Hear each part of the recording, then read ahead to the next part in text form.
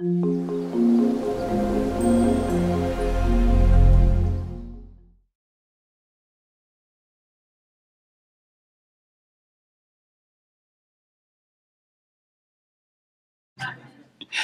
will be what we do here, an examination of love, going as deep as we can to really understand it as seekers, as human beings, as lovers even. So tonight, the geography of love. What is that? There's actually a geography of love. This is called La Carte des Tendres, the map of the tenders, or the emotions. It comes out of a 17th century salon, which produced a novel, a very long romantic French novel. And this is a map that really is of woman. This is a map of woman for men to learn how to navigate women. I love the French. This is genius. So already you can see that the cities and rivers and elements are in French, and I'll show you the English version in a minute. But already you can see that this evokes female anatomy, and that's on purpose. There are fallopian tubes and ovaries and birth canal, etc. All right. So notice also, yeah, take your time. You see some of the main features already. The dangerous sea. I gather you saw the lake of indifference. The sea of enmity, hatred. You know, so you've got to steer in between those two things, right? And one of my favorite parts is, this is us, guys. We're down here, and we're lost. There are some friendlies here. These are women. These are women who are like, dude, you've got a long and dangerous journey ahead. So you want to stay to the center on this river. There's danger on every side. And in fact, once you traverse the river, you end up in the dangerous sea. That's where you end up. And then this is my favorite part, the undiscovered country, right? Because that is beyond male and female. That is love. So let me go into a little more detail here. This is an English translation from the novel. And again, this is instruction for men on how to understand the tenders, the emotions of women, and your own. The first city at the lower end of the map is called New Friendship. Yeah, right? That's where you start. New Friendship. Right here. Oh, let me. Yeah. You see that, Luca? New Friendship. Okay. Inasmuch as love may be due to esteem, gratitude, or to inclination, there are 3 cities called tenderness, each situated on one of 3 different rivers that are approached by 3 distinct routes. All right, and you saw that, right? All right. In the same manner, she then compares it to the Mediterranean Sea and rivers, which we don't need to get into. So there are 3 cities called tenderness. Tenderness of inclination, tenderness of esteem, and tenderness of gratitude.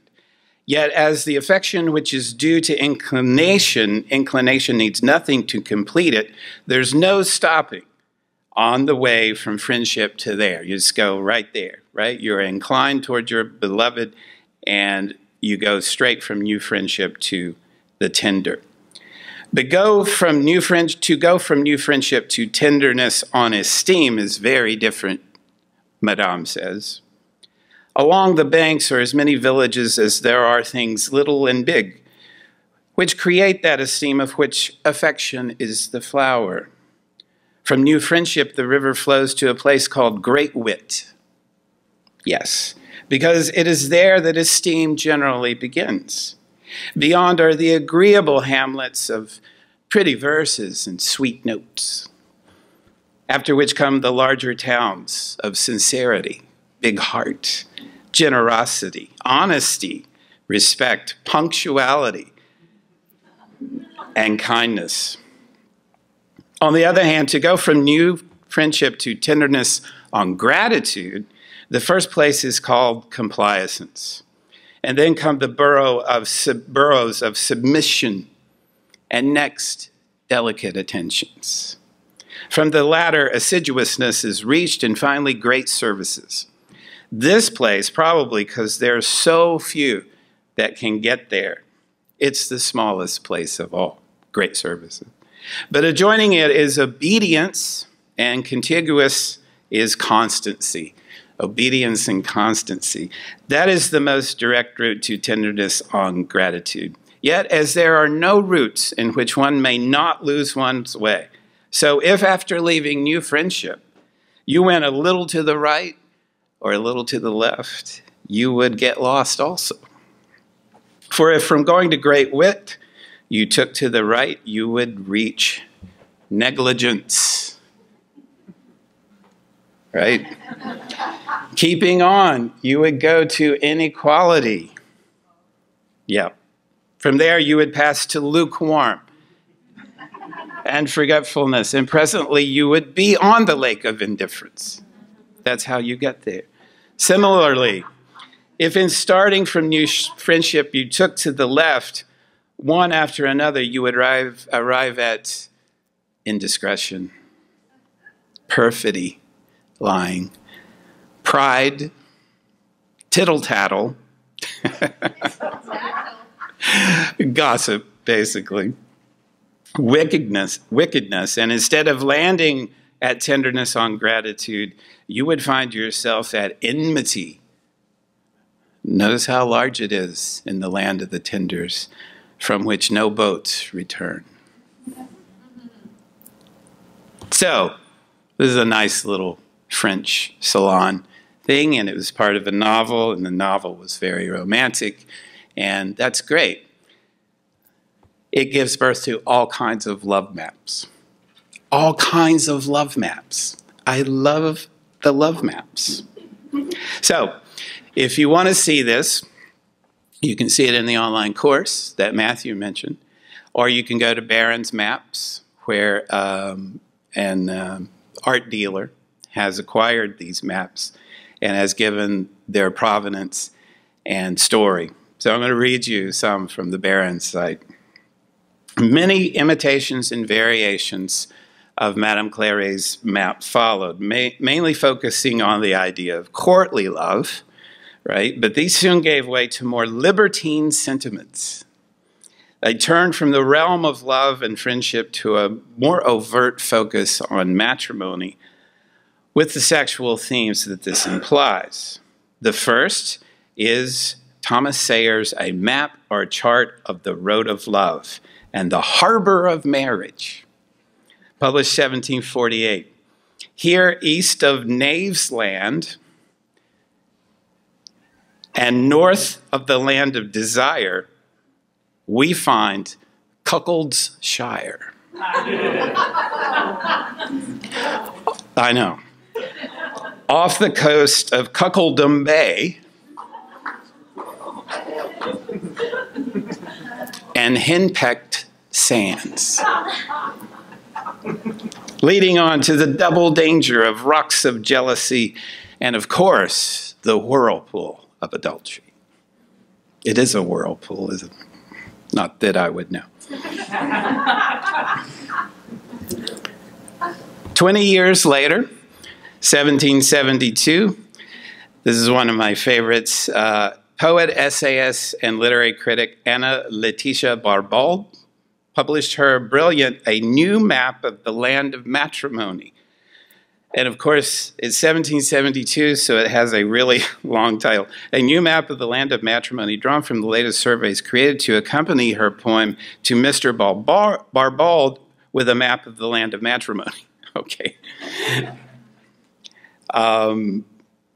Literary critic Catherine Reedy says this: Barbald's new map gives prominence not only to the vicissitudes of courtship, but also to the negative outcomes of marriage, the negative outcomes of marriage. It depicts the land of matrimony and its associated land of divorce, surrounded by the ocean of love, and a number of smaller land masses, including Friesland and Coquet and Prude Islands to the northwest and Enchanted Islands to the southwest.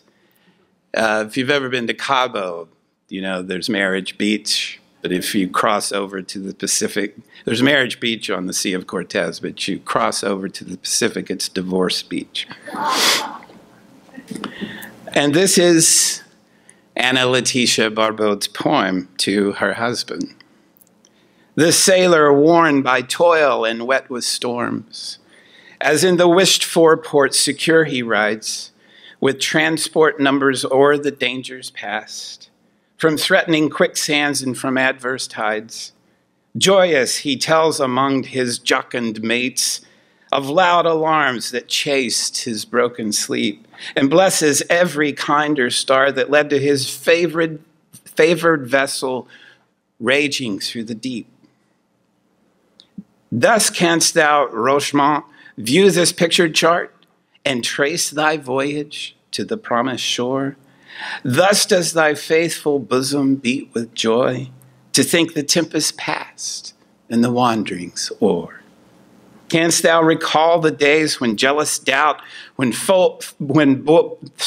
boding fears thy anxious heart oppressed, when hope, our star, shone faintly through the gloom, and the pale cheek betrayed the tortured breast?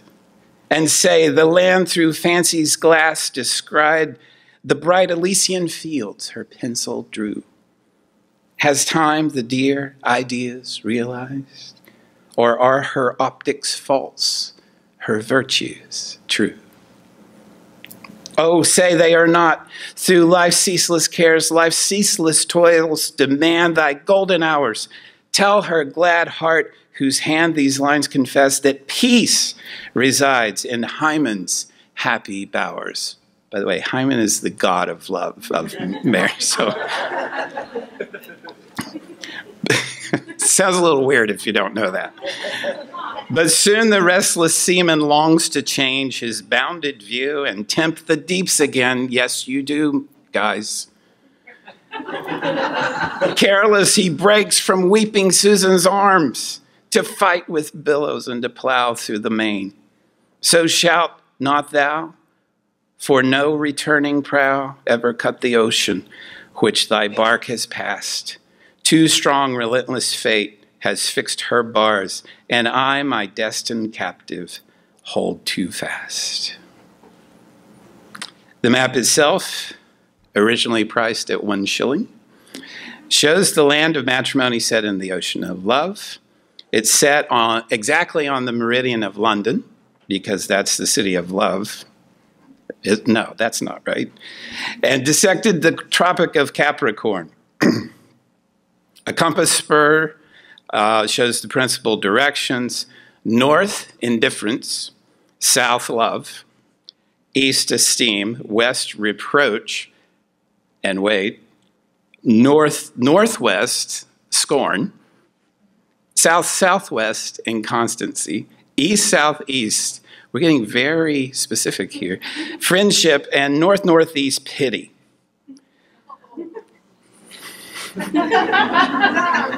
One dotted route, the north, is the track of the galleons, which pass the coast of Friesland through the frozen sea to Settlement Island on the northern Gold Coast of the land of matrimony. Settlement Island. Another track of the vessels bound to the land of matrimony takes a more southerly route, past the island of Tierra del Fuego and its burning mountain. Okay. And Languish Island, with its rainy season, 6 months a year. Thence between the Summer Islands and the Repulse Isle to arrive off the coast of the land of matrimony, vessels proceed past Promise Isle and into Bride's Bay to finally make landfall at the Temple of Hymen, again, the god of marriage. The land of matrimony boasts an assortment of interesting topographical features and settlements. Henpeck Bay, Slave Coast, Dead Lake of Indifference, the land of Nod, Love River, Esteem River, Inclination River here, how it's playing off the original map. In the southern waters of the Ocean of Love, beyond Prudence Island, of course, with Mount Caution and its lighthouse. Prudence Island with Mount Caution and its lighthouse. Awesome. Privateers lurk among the enchanted islands, which include Cypress Isle, Quicksands, Sirens Isle, of course, and the largest of the archipelago, Calypso Isle. And don't get me started on Calypso. She's my favorite goddess. William McCarthy notes, on the larger scale, the map allegorizes the social understanding of marriage as a happy medium between sexless and prudish solitude, the frozen sea, and dangerous promiscuity, the enchanted islands in the southernmost waters.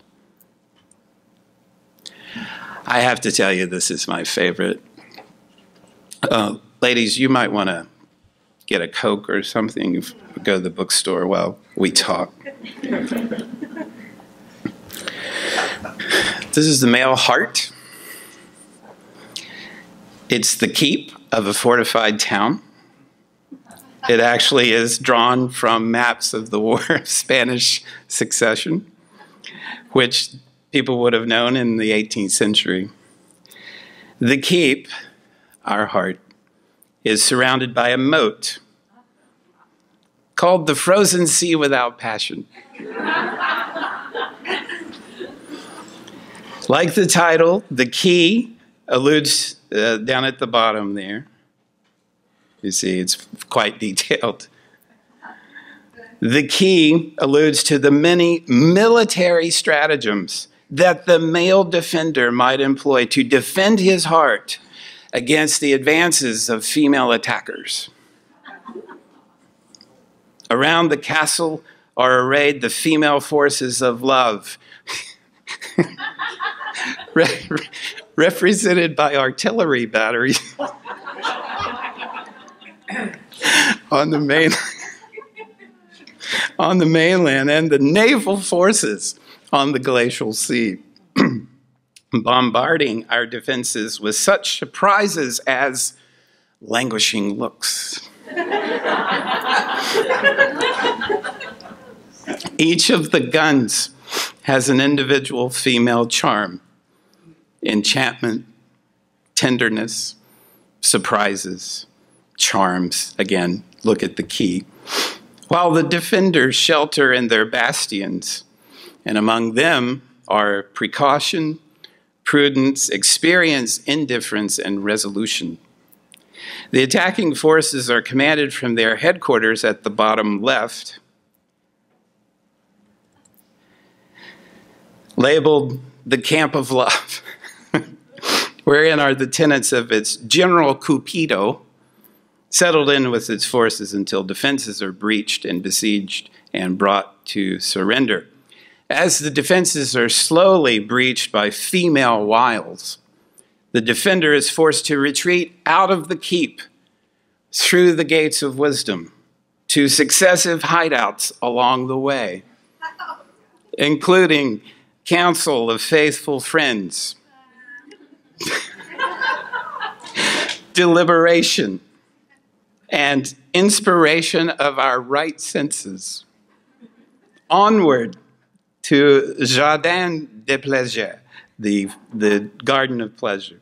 And finally, in desperation, the poor man takes flight by an underground railroad, underground way, to the palace of love, lured by the song of the silence who inhabit the lake, where the final surrender to the lady takes place.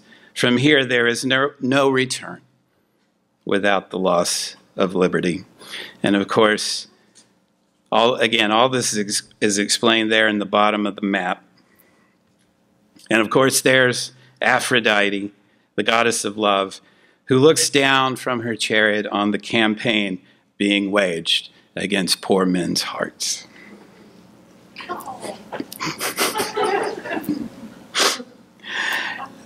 This is obviously a German, so I'll read it for you. This is fantastic. Breitkopf and Hartel's Valentine, Map of the Kingdom of the Lover, 1777, a Valentine's Day gift, where the various lands are depicted, and let me read them to you in English. Land of youth, wherein lies the forest of love. Kiss Field. I love Kiss Field. Kiss Field is awesome. I'm sure you've been to Kiss Field. Flirting Game, Charm Castle, Stream of Wishes, Stream of Wishes, Joy's Home, Beautiful House, etc. Oh, and let's not forget Wisecrack Place. There is the Land of Rest, which includes Manly Place. Stop it. There is the Land of Morning Love, wherein we find the place of the flood of tears, the complaint place, hopeless mountains, the swamp of profanity, and the desert of melancholy. I've been to all those places. The Land of Lust, wherein we find Illness Valley, Intoxication Field, lechery, and a hospital. Genius. Land of Happy Love, which contains lust wood, answered prayers, pleasant view, satisfaction, Mick Jagger, Compliance Mountain, that doesn't sound fun, Fountain of Joy, Bliss Town, awesome, and of course there's Bachelor County. You're going to like this, Maddie. Wherein we find Stupidity Town, Rejection Place, Irritation, Indifference, Place of Contempt, Old Age Mountains, Hamlet of Death, Sea of Doubt, and then the Land of Obsessions, Place of Sighs, Desire Town, Unrest, City of Dreams, Bridge of Hope, Disloyalty, Sweet River of Tears, Little Town of Instincts, in Land of Obsessions. Right? This is George Skyfay, date 1880.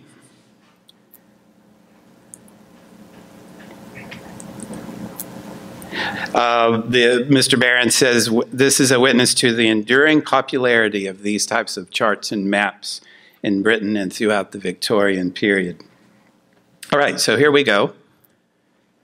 This is starting to sound familiar now. There's kind of a landscape of love we can determine here. There's a central matrimonial island divided into distinct regions.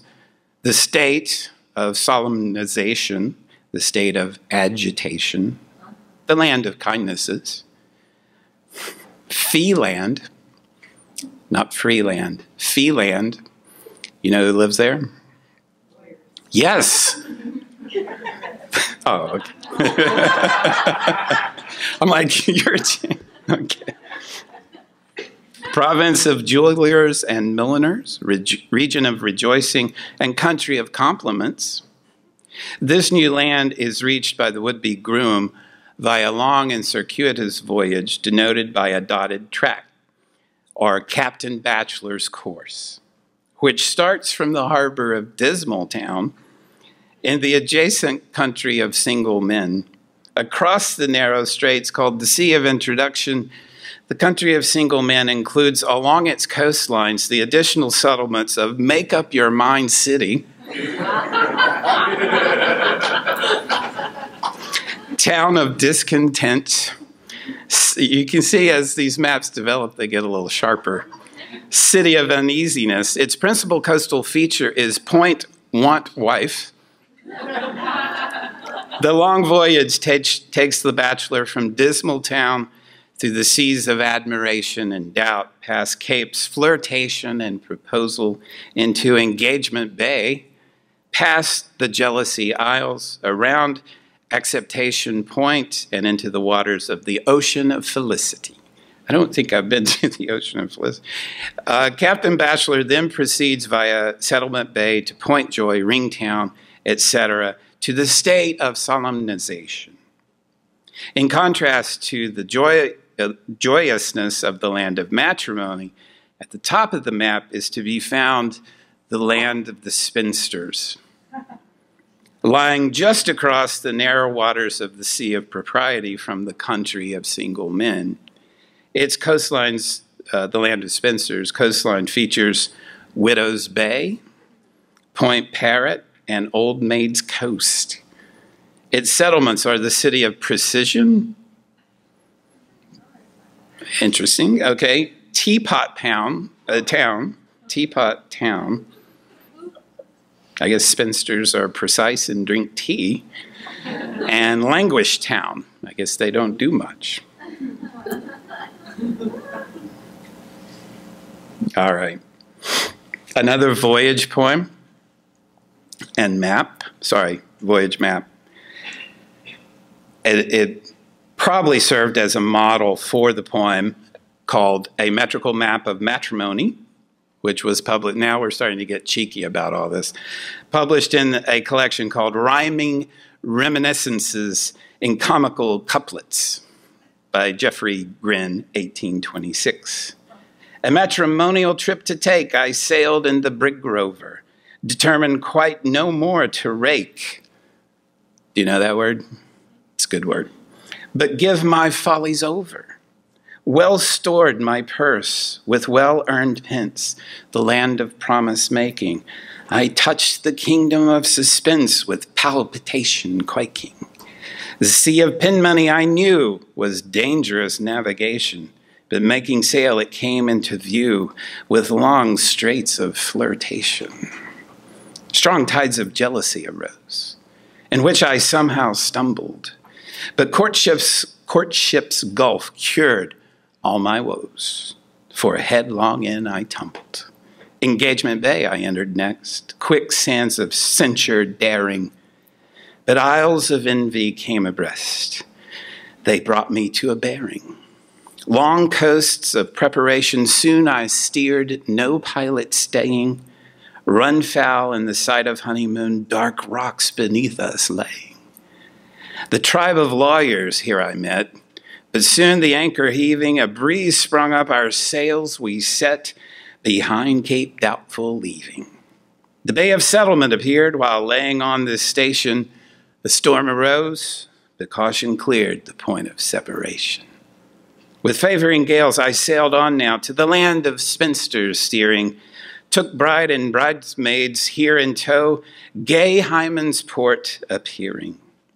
The lake of congratulation rose like streams of milk and honey, and soon I buried all my woes, safe, moored in matrimony. No? Nothing? Okay. Okay. Just a few more. So another matrimonial map. Yeah, I think you get the picture now. You avoid the rocks of jealousy, the lake of indifference, suspicion point. Don't go into the land of discord, or do not land on the isles of anguish and despair. Okay, got it. and the adjacent Isle of Divorce, of course, with its landmarks of Aversion Harbor, the Gulf of Reproach, the Bay of Repentance, the Lake of Infidelity, and the bleakly named Bottomless Pit of Destruction. How many people have been to the Bottomless Pit of Destruction? Okay, right. At its most easterly point, Cape Farewell, the moral message here is explicit and uncompromising in its conclusions. It's also interesting to note that the manner in which the points of the compass indicate human emotions. North is love, south is indifference, west is friendship, east is treachery. I won't go into the others. This is Franz von Riley, 1802. Again, remarkably similar. The land of love lies directly to the northeast of the city of pride. All right, and this goes into great detail, which I won't get into because I want to get into some other stuff. But first, we must explore the woman's heart. A map of the open country of a woman's heart, exhibiting its internal communications and the facilities and dangers to travelers therein, by a lady. 1830s. For the opposite sex, the landscape is one which focuses upon the themes of fashion, entertainment, and conversation. Social interaction, love, romance, and affection. From youthful party girl province, with its railroad of the passing fancy and the dance steps, we pass through mother country and the dominion of dress, with its little forest of lipsticks. Rivers, rivers, I say, of femininity, and the good homemaker, and the tinted encampment of Children's Corner. The dangers of self-obsession and self-satisfaction are highlighted in the kingdom of conceit, ladies. Thence to the love of love land. Love of love land. Note, however, along the way, the swampland of sentimentality. Platonic plateau. Swoon lake and makeout point. Just friends lane. Lived there many years. Flirtation walk. Garden of first kisses. River of the giving heart. Next door to the state of security. Who still live in the state of security? With house in Lot Hill, String Savers Ravine, Rainy Day Reservoir. Finally, the country of conversation with the stream of consciousness, like literally it's a stream of consciousness, and river of true communication leading to the estuarial waters of sound of her own voice.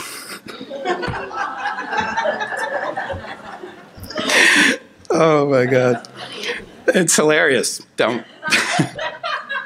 Other landmarks contrast lowlands of yak and gossip swamp.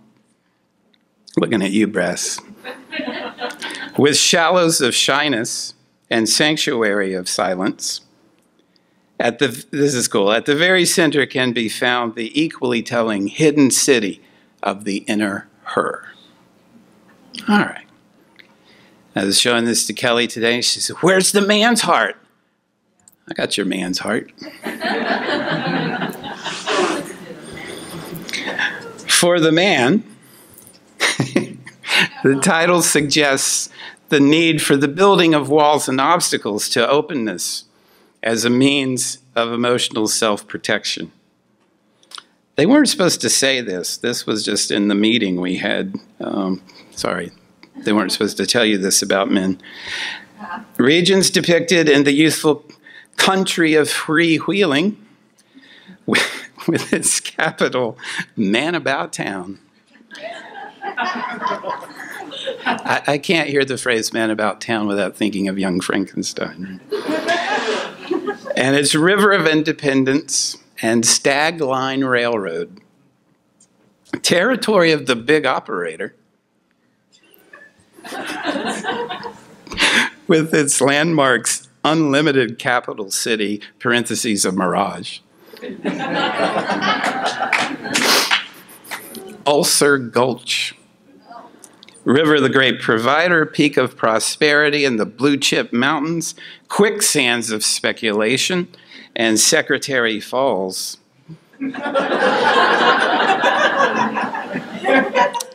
Best leave that alone, I think. State of superiority with its cool lakes of confidence and its outer border defended by the impenetrable wall of ego. And, of course, the land of living it up. With Splurge Lake and the area of appetite. State of solid comfort, the capital of which is Armchairville, with the nearby Arcadian delights of Pipe and Slippers Meadow, bounded by the river of the family man. Dominion of heart interest, with its great lake of affection, and province of preoccupation with the pretty face. At the very center, we find the tellingly named walled city of Inner Him. I'm sorry.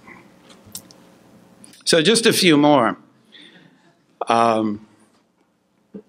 This is on a Mercator's projection, anonymous, mid-19th century, Points of interest here include Isles of Jealousy, Sea of Scandal, Gulf of Flirtation, Port Hyman, of course, Land of Lawyers. How'd the lawyers get in here? I guess they always get in, don't they? Love to Her Creator. This is lovely. 1820.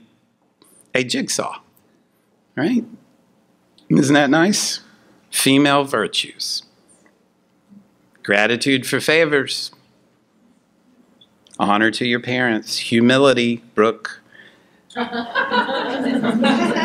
was just saying there was too much obedience. This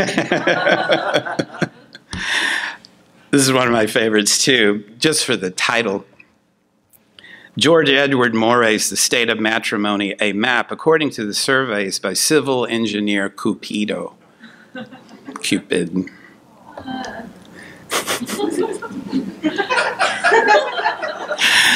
All right. You should know, and I love this little twist of history, that the term love map was in contemporary life was coined by a man named John Money, who, along with Kinsey and the other sexologists of the mid-20th century, was a revolutionary thinker in terms of sexuality. It is from him that we get the term gender, for example. He's the one who said, you know, gender is different from sex. Gender is cultural, sex is biological back then. And he uses the word love map. And this is kind of interesting. I think it's interesting. I hope you do too. He calls a love map the neutral template expressed in every individual's sexual, erotic fantasies and practices, unquote. Our subconscious pattern of erotic yearnings and desire. Each of us, Money says, has a distinctive love map, as different and as individual as a fingerprint. All right. And he spends most of his time on pathologies of love. Hypophilia, erotomania, too much sex, which is, you know, that old definition of a nymphomaniac. It's a person who wants sex one more time than you do. Think about it. Hypophilia, impotence, erectile dysfunction, sexual dysfunction in general, and paraphilia, perversions. Anyway, we can't talk about love maps without talking about John Money and the creation of the term gender. And of course, there are love maps now that are all over the internet. If you'd like to map love, it's there for you. Not just in these old maps that I've been showing you, but in these now new psychological maps.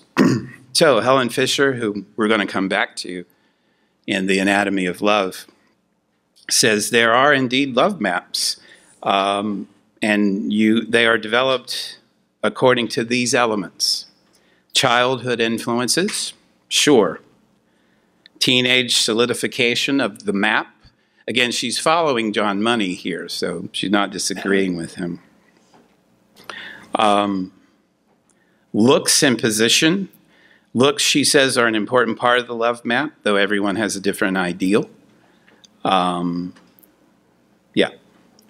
Money and social position are erotic, of course. Mystery, I'm glad she included that. A key ingredient in most people's love maps, she says. Timing, right? Timing. Right, let's not get into that. There's so many stories, right? Great stories and stories of loss when it comes to timing and love. Similarities, of course, you must have some similarities. Chemistry and biology, etc. All right, what's this all about? What is this making of maps? I love etymology, as some of you know, and I learned something in this research. The word emotion is from Latin e movere, to move. To move. And so it's a moving, it's a kind of agitation, but it literally means in Latin to move out, to move from one place to another. You know what else means that? Educare, education. Love is education? Oh yeah. So the meaning of emotion is historically and etymologically associated with movement, migration, transference from one party to another. And so when we make love maps, we are making maps. And what is that about? What is the making of maps about? It's about control. It's about seeing what's coming, knowing where not to go, knowing what direction to head in. And of course, because we are human beings and we are fearful and broken and uncertain, we want a really good map. And so, in Western literature, there has been this wonderful trope of the perfect map. We find it first in Lewis Carroll. Here's the dialogue. What do you consider the largest map that would really be useful? About 6 inches to the mile. Only 6 inches, exclaimed Mein Herr. We very soon got to 6 yards to the mile. And then we tried 100 yards to the mile. And then came the grandest idea of all. We actually made a map of the country of a mile to each mile. Have you used it much? I inquired. It has never been spread out yet, said Mein Herr. The farmers objected. They said it would cover the whole country and shut out the sunlight. So now we use the country itself as its own map. And I assure you, it does nearly as well.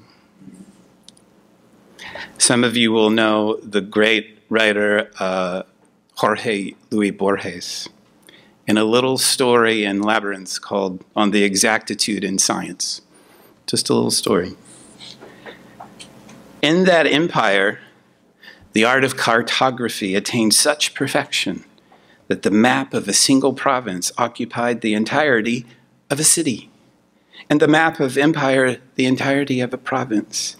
In time, those unconscionable maps no longer satisfied, and the Cartographers Guild struck a map of the empire whose size was that of the empire, which coincided point for point with it. The following generations, who were not so fond of the study of cartography as their forebears had been, saw that the vast map was useless.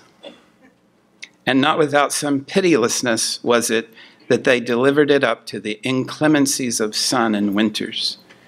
In the deserts of the West, still today, there are tattered ruins of that map, inhabited by animals and beggars. In all the land, there is no other relic of the disciplines of geography. Neil Gaiman has a great little story called The Map Maker, and he's picking up on Lewis Carroll and Borges. He says this in his little short story: one describes a tale best by telling the tale, you see. The way one describes a story to oneself or to the world is by telling the story. It is a balancing act, and it is a dream. The more accurate the map, the more it resembles the territory. The most accurate map possible would be the territory, and thus would be perfectly accurate and perfectly useless. The tail is the map, which is the territory, the story. Peter Tucci, in his book Maps of the Imagination, the writer as cartographer says, to ask for a map is to say, tell me a story. I love maps. I love stories. Tucci says this, we chart our cities, and so we chart ourselves. To chart the external world is to reveal ourselves, our priorities, our interests, our desires, our fears, our biases. We believe we're mapping our knowledge, but in fact, we're mapping our desires and what we want to believe.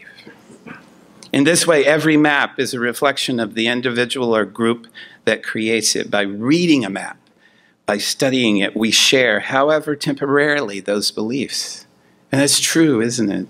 You enter the world of the cartographer. This explains, he continues, why we can enjoy, collect, and hang on our walls maps of places we've never been and never expect to go, even places that don't exist, because the map takes us there. And of places that don't exist where you should go, if you know this book, you were probably already thinking of it. The brilliant Italo Calvino and his book, Invisible Cities. This is actually a little essay called, what's it called? Something about sand. He talks about a writer being someone who's just using sand. Everything's slipping through all the time, and it's so small you can't quite grasp it. He says this, the simplest form of a map isn't the one we consider the most natural today. That is the map which represents the surfaces of the earth as seen by the extraterrestrial eye, right? And every map is from above, which we can never, a space we can never occupy, right? The early need, he continues, of fixing places on a map has got references to the topic of journey. It's like the reminder of a series of steps, the layout of a route. The simplest map, the best map, is a linear image, which can only be drawn on a long paper scroll. Roman maps were, in fact, scrolls of parchment paper. Map as journey. As journey. You don't have to take the journey on the map. The map is itself a journey. Calvino continues, following a map from beginning to end gives a special satisfaction, both in life and literature. The need to understand the dimension of time, together with that of space, in an image is at the origin of cartography. Time as a history of the past, as time to the future, as the presence of obstacles encountered in a journey, and here the weather is welded to chronological time. It is an odyssey. And this is what I love too about maps. And Calvino says it beautifully. The moral that emerges from maps, from the history of cartography, is always a matter of the reduction of human ambitions. Because once you've made a map, you've enclosed something, right? It's a reduction of human ambitions. And he calls it a border. And it's right, a map is a border. It's as if the representation of the world on a limited area would automatically set it as a microcosm, suggesting that there's a larger world outside the map. For this reason, the map is often the border between two geographies, the one made of parts, the one made of the whole, the one of the entire earth, and the one of the sky. And then from Invisible Cities. Arriving at each new city, the traveler finds again a past of his that he did not know that he had. The foreignness of what you no longer are or no longer possess lies in wait for you in foreign, unpossessed places. And so we come from the making of maps to the mapping of love, which should lead, according to our literary algebra, to the making of love, but we'll stop with the mapping. Maps are magical. Like all technology, they extend our senses into areas in which our natural gifts cannot go, and yet, like all technology, they are ours. We made them, and they in turn make us. Like a magician, we would project the world onto a papyrus or a vellum or a touch screen, and there the world is for us to manipulate. We move into this fictitious world, and in the moving we are changed. No longer in the palm of our hand, we are now a speck in the map's world. We may not even register in the world's map in relation to mountains, oceans, deserts, and plains. To take this alchemical journey is to be a seeker and a hero, as your small, leaden self is amplified exponentially into gold. To imagine a place, to enter it, and be transformed by it. These are the deepest meanings we make as human beings. This journey, these emotions, make the world not only habitable, but glorious. And if this gift were not enough, we are allowed to construct a world with our loves, a mutually generated space that is populated by two and is richer than any other world. This world deepens and broadens as we move through it together, and it falls apart like an old map with death or age or neglect. As our maps have shown us, there are dangers here, both passive and active. No wonder we have made maps of love. It is the most dangerous and pleasurable journey we take. No wonder we have made maps of love for ourselves and others to mark the known perils and to the undiscovered countries of these beautifully constructed worlds. Thank you for your attention.